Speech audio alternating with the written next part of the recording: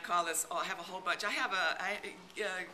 Neely and I were in a creative writing class at Cal State together in 1966.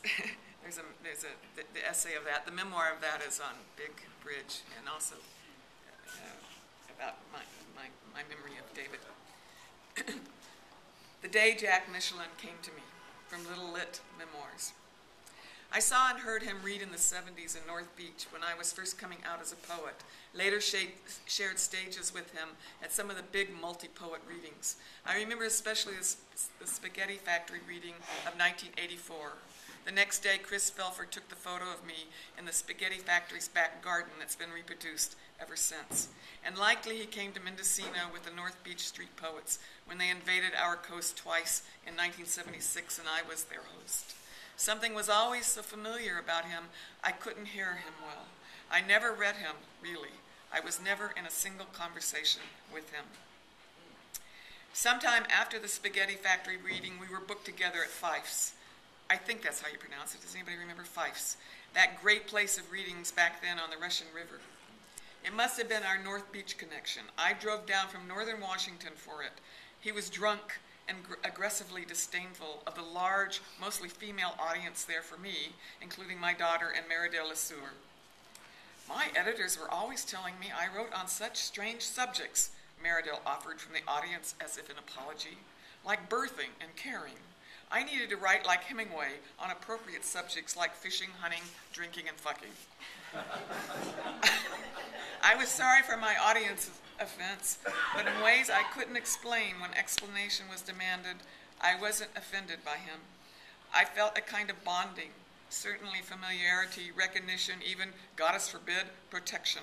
Perhaps simply because of the readings I'd heard him give, sort of, and of our mutual association with the North Beach poets. And I knew what it is to be a real poet, what it takes, and in that I recognized and respected and cared for Jack Michelin. I can't remember seeing him after that. Well, once or twice on the streets, briefest glimpse outside Vesuvio's, maybe up on Grant, across his tables at Specs, drunk. Feeling slight alarm for him, he was getting old. Are we to feel alarm for that? Is growing ever closer to death a reason to drink?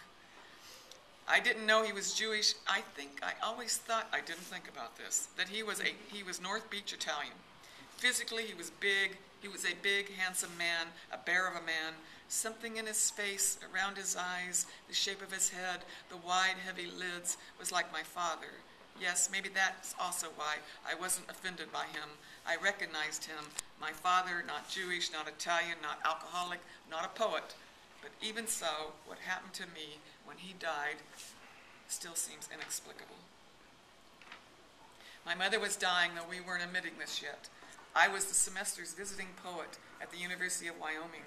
I kept flying back through harshest winter to her little heart attacks.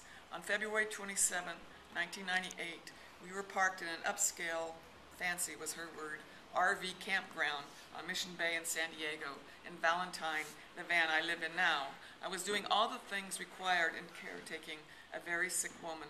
She was on an oxygen tank.